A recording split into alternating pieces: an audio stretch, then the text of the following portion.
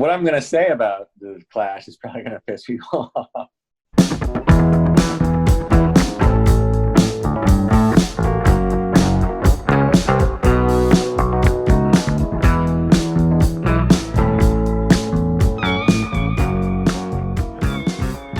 Hey guys, welcome back to Listography. Jason here with Cramser and Joe. Today we are tackling the discography of The Clash. 6 studio albums. I guess we can jump right into it.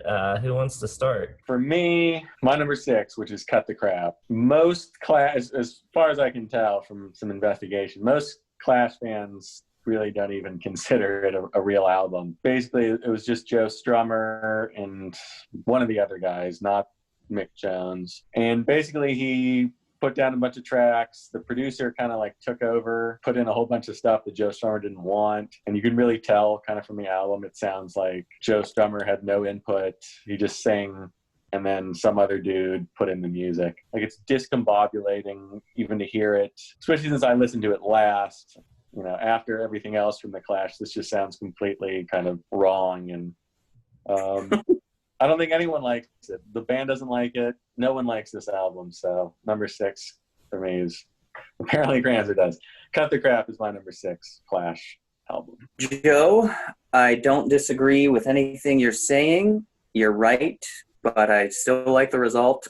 Yeah, I don't know how mine are going to line up with Clash enthusiasts, so be easy on me, Strummer fans. My number 6 is Give 'Em Enough Rope, which, let me just start by saying I like all of their albums. I grew up mainly knowing the hits and London Calling. Really liked them even before I was aware of what their political and, protest message was. Just liked it for the musical aspect. This one I like a lot. I think it's too close to the debut without being kind of, without evolving enough. But I do think there's a lot of really good songs on it. I like Safe European Home, English Civil War, Tommy Gun a lot. I think it's a little less grim and a little less ferocious as the first one, and has sort of like that humorous outlaw feel. It's kind of about people making their own mistakes, but not holding themselves accountable for it. But to me, the first 2 albums are the most likened to one another, and it's it's a classic early punk record. They kind of wrote the book on that. I think the debut is better, and then I think they get more creative after that. So yeah, Give 'Em Enough Rope, pretty good album. It is my number 6. If you think Cut the Crap is better than Give 'Em Enough Rope, you are out of your mind.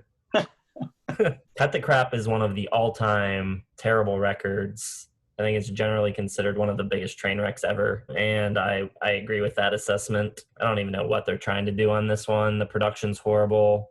The songwriting's bad. The grooves don't even groove. They're so busy that you can't even find a beat half the time. It's just really bad. Cut the Crap, not good. 0 songs that I liked. Yeah, it's just, it sounds like one of those posthumous albums where they just took the vocals and were like, maybe let's make it sound like this.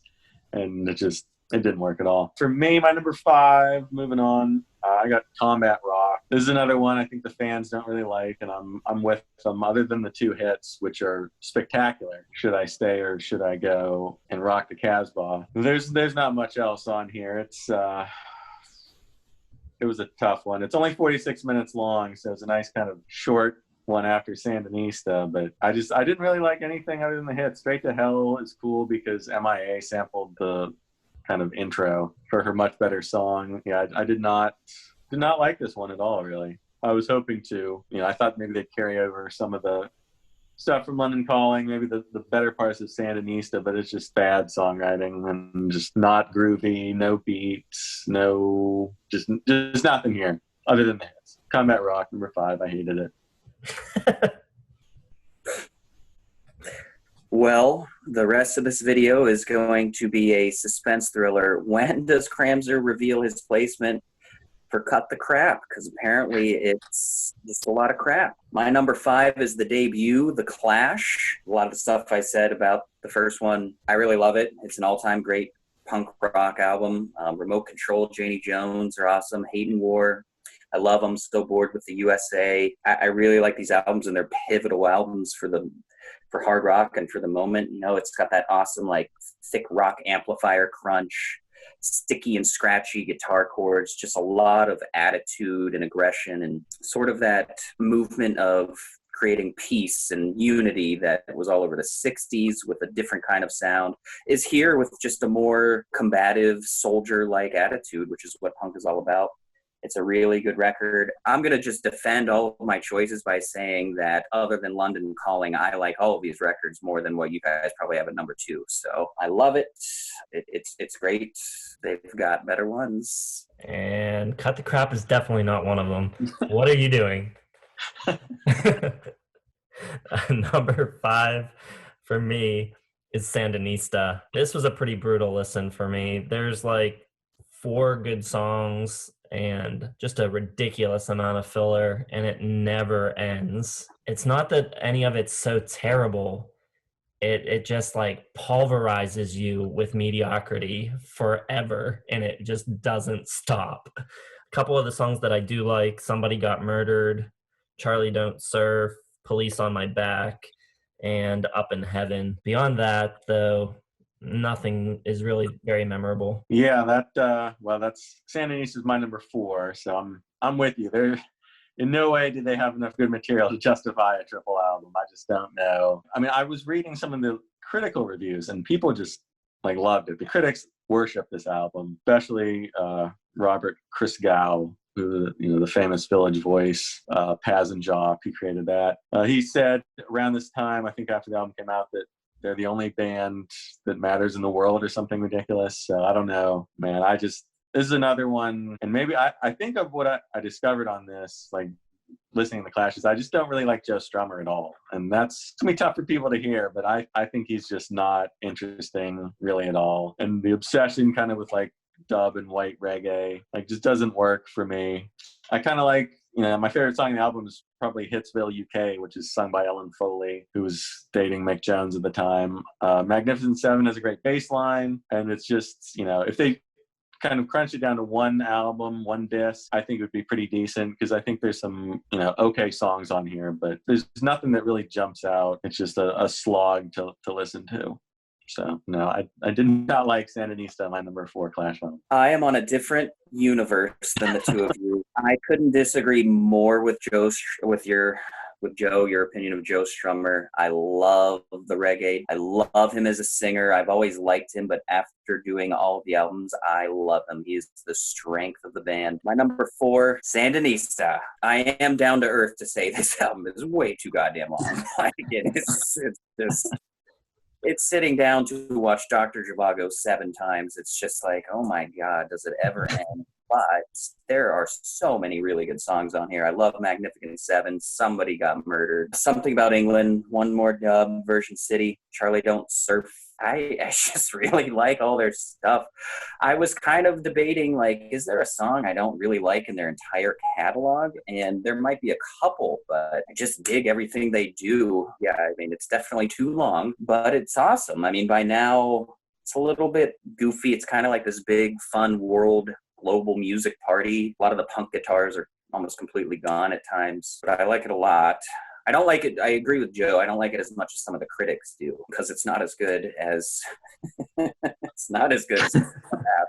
So, yeah, the critics are wrong on that. My number 4 is going to be the self-titled debut. I mean, it's all right for what it is. It's an early punk record. I'm not the hugest punk fan in the world. I think they get a lot better as musicians and as players after this record. I think this is still pretty raw. The songwriting is still kind of maybe underdeveloped a little. I think they get better at writing as well, but it's not bad. It's certainly more listenable than Cut the Crap or Sandinista. I like especially the first few songs on the record: Janie Jones, Remote Control, I'm So Bored with USA, Police and Thieves is cool, Career Opportunities. There's some good stuff, but I don't know if it's really as great as its reputation would let you believe. Agreed. That is my number 3, The Clash, self-titled. It's, it's good. I think I prefer, this and kind of the Sex Pistols are like the prototypical early punk, maybe some Stooges in there. I think I prefer Never Mind the Bollocks, but this is pretty good, like early punk, like everyone's saying. Bored with the USA is really good. The songs are kind of spiky and short and kind of treading new territory. I think the album's successful because it just doesn't overstay its welcome. You know, it's 30 minutes or so of just kind of raw energy, pretty catchy. Compared to the first three, this is kind of where I might put this on again. I will never listen to those other three albums ever. The Clash debut, not bad. Top 3 Clash albums. Roll Crams or Cut the Crap. If you want to know what Cut the Crap's all about, watch Joe's review from 5 minutes ago, except substitute all of the negativity with positivity, because all of this craziness and out of control discombobulation is just absolutely awesome. It is just all over the place in a cool way. It's got this sludgy lo-fi distorted guitar sound at times. It's got 80s club vibes at times, like Are You Ready? I think songwriting isn't great, but I think it's cool and different and unlike anything else I've ever heard. Doesn't sound like another Clash album, like Joe said, but I really like it. It's anthemic at times. I really like This Is England. I like Dictator. I like Play to Win. I like the whole thing. I don't know apparently something's wrong with me, but I love it. I love this insanity that apparently I have for Cut the Crap. For a second, I had it over London Cup. No, I didn't. I'm not going to go that far. Yeah, I think it's pretty good. I don't really have any problems with it. I don't understand why anyone would, other than, you know, that it's not the original Clash lineup and it's not a punk rock album really at all. But like I said, I love Joe Strummer. He's really climbed my list as an all-time singer. You guys need to Cut the Crap and give it some love. There's a great video on YouTube by Todd in the Shadows. He has a series called Trainwreckords, and he has an episode about Cut the Crap. I'll try to remember to link below in the description so everyone can go watch it. My number 3 is going to be Combat Rock. This to me is what Sandinista maybe would have been if they took the 4 or 5 good songs from that and cut it down to one album, because this is about maybe 4 good songs and the rest sort of mediocre, not bad, but not great. Rock the Casbah is great. Straight to Hell is kind of cool. I like Inoculate City a good bit. It's just a shorter, more bearable version of Sandinista.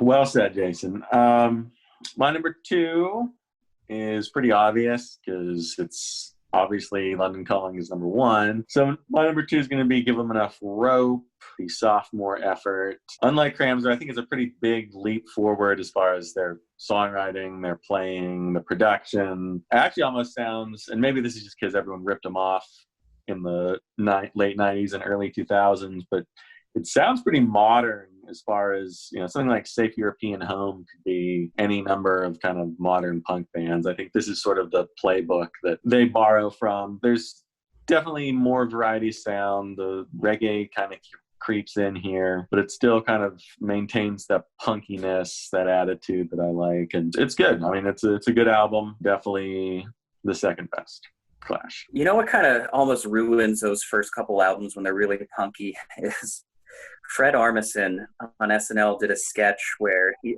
you guys know what I'm talking about, when he does Ian Rubbish?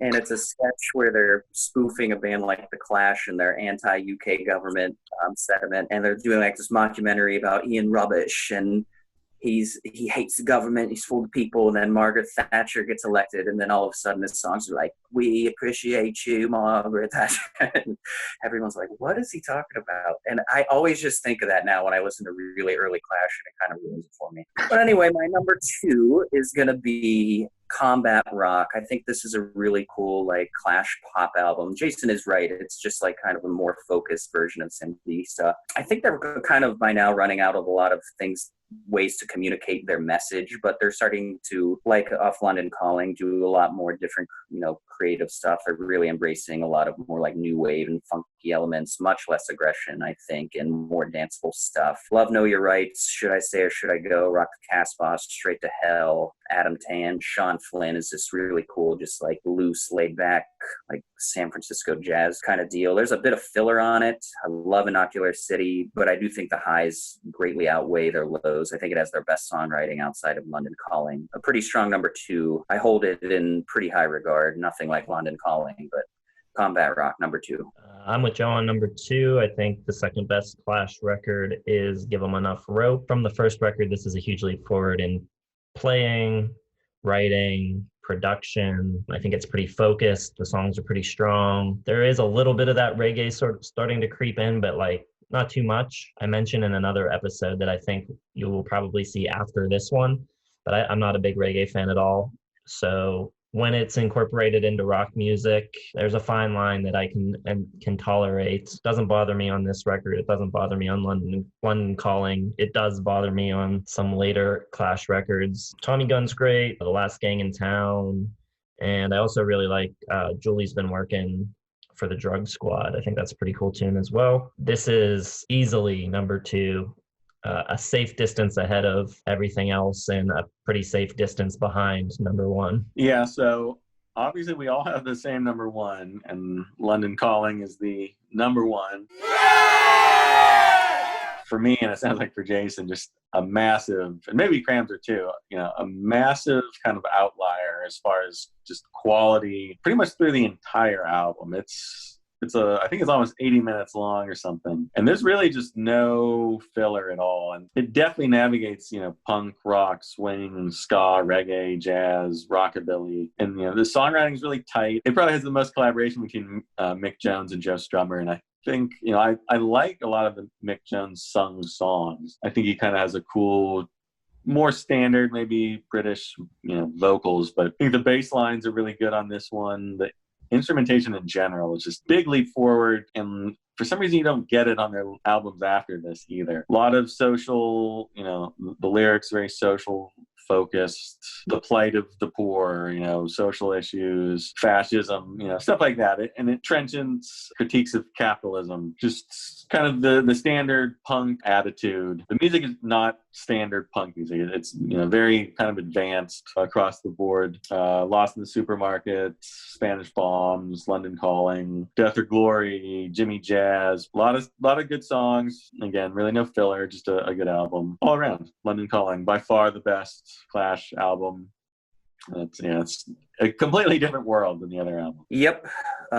This is the second time in our listography history we will have a Triple Crown winner. The last one, I believe, was Toys in the Attic by Aerosmith. And Joe's right. This is just a masterpiece all the way through. Like he said, navigates all those different influences so well. It's got that really cool, old school Rebel from the 50s vibe a lot. And it's just one of the best lyrical albums, I think, of all time. It's just like a protest genius. And it's perfect because the music has so many different elements and it's so advanced that what they need is this broad appeal to get their message across. And that's why it's just perfect. Absolutely lightning in a bottle for them. I mean, Joe, I can't really say much more than what Joe had already said. It's going to have a lot of my top 10 songs, all-time Clash songs on it.